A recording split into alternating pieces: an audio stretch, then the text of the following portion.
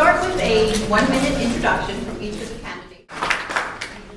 Hi, my name is Mark Pafford. I'm the current House District member from House District 88. It's West Palm Beach, Royal Palm Beach, Green Acres, some of those areas. I feel I've got a very, very excellent record on women's issues, on healthcare issues. I guess we'll learn more about that, and I'll stop you from holding up the 30-second sign.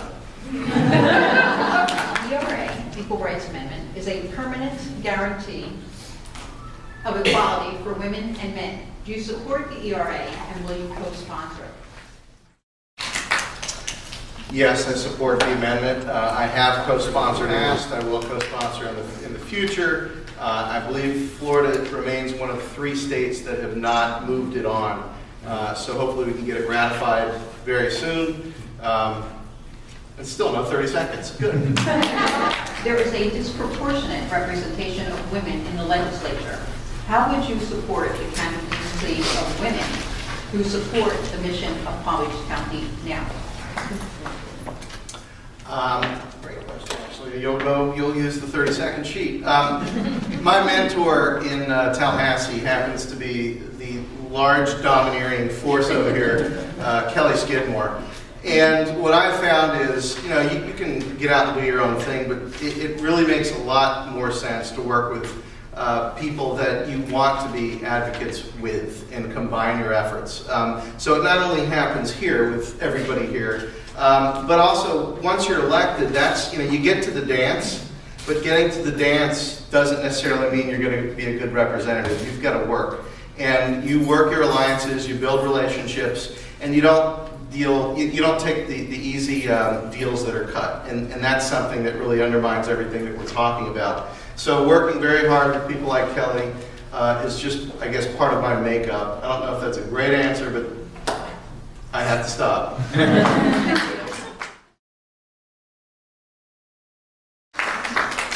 Certainly, I support a woman's right to make her own decisions and choose.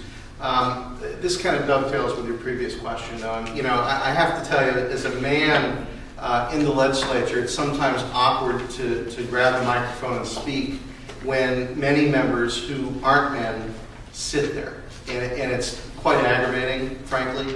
You have my, complete promise to make sure that I continue to be outspoken and to continue to fight, whether it's in committee, where generally most of the bad things happen, or whether it's something that comes out of messages without any warning, and you literally have to stand up and make the best case you have. The other piece to this is very important. My job doesn't stop when I leave Tallahassee. My job doesn't stop at any point during the year. I've been elected to push certain values, if you will, and philosophies, and I intend to do that 24% of the time. 100%. I've had a very rough week, I apologize. And really, that is my job to make that happen. So, thank you. Next question, I'll begin with Representative Pafford, and it is a 2-part question. Great. The first part is a yes or no. So I'll ask you the first part first and then go on to the second. Have you visited any clinics that provide abortion to see the violence against women? Yes. I worked at one. How would you support the clinics of Palm Beach County? It's quite simple. You make every attempt during committees and during floor debate to support. What we're talking about is care for people, whether it be their children, whether it be their women, the women. It's something that continues to come back to haunt the legislature. The budgets year after year, slice and dice, very, very common sense type of funding for those services. There should be no removal. In fact, I would submit that there needs to be more revenue spent in those areas to provide safety, but also allow people to continue on with their life. Thank you. If anyone needs to be a little bit better, Fair Pay Act expanded workers' rights to sue for inequitable pay. And we sorry, I didn't wear my glasses. If you can't read it, I'm not sure I can answer. Yeah, relax the statute of limitations, restarting the 6-month check every time a worker receives a paycheck. What can we do to equalize the pay scale for men and women?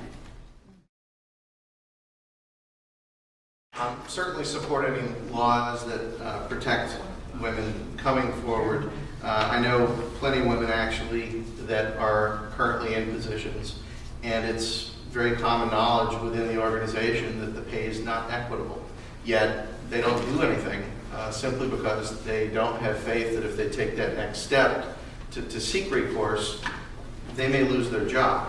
And so obviously, luckily, I guess I'm the last person on this issue, but I think a little bit of what everybody said is absolutely correct, but also just making sure that access to the legal profession is available, and also protecting the whistleblowers so they know that they can move forward and feel comfortable about a claim. Just to be very clear, I think echoes everything that everybody said. I mean, it's outright government discrimination. That's what this is in both areas. Whether or not anybody wants to be married, I shouldn't have any inclusion on that decision. I know plenty of wonderful, beautiful people who would love to have a child, and they're not able to. And keep in mind, this issue shouldn't be a partisan issue, and I don't think it is necessarily. The repeal that we're talking about in terms of adoption, it was the Democrats in the late 70s that got on the bandwagon and made that part of our law, the inability to adopt. And to me, it's just a tragedy, and I think we need to move very, very quickly to address both so we can get people married, get people happy, and get some children out of the foster care system and loving families. Thank you. What do you think should be done to solve the issue of illegal immigration in the U.S.? I'm against the Arizona law. I frankly feel that not only is it scapegoating, but it moves the attention away from squarely where it should be. There's no coincidence that there are 12 million people here and remember, they're being employed by Americans. The fault is the Americans hiring these folks illegally to make profit, more profit than the business trying to operate legally. The attention should be there. As Representative Skidmore said, there are bills that come before our legislature that would allow companies to review folks that they hire, but the business community doesn't want that because it's too expensive. Basically what we're talking about is modern day slavery. It's outrageous that we're attacking these people who largely are trying to just feed their families. Thank you.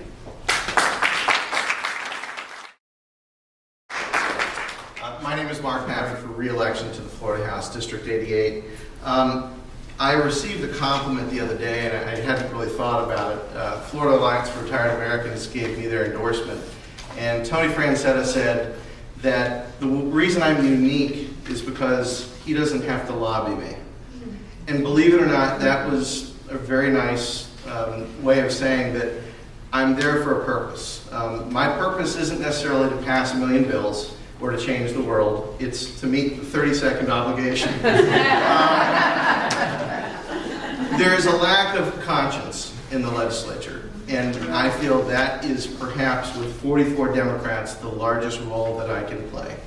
And so I will continue to stay very close to my roots, continue to stay very close to the principles that I think make a legislator a true legislator, not somebody who's going to basically turn the other way when something bad is asked of them. That's really about it. Thank you very much.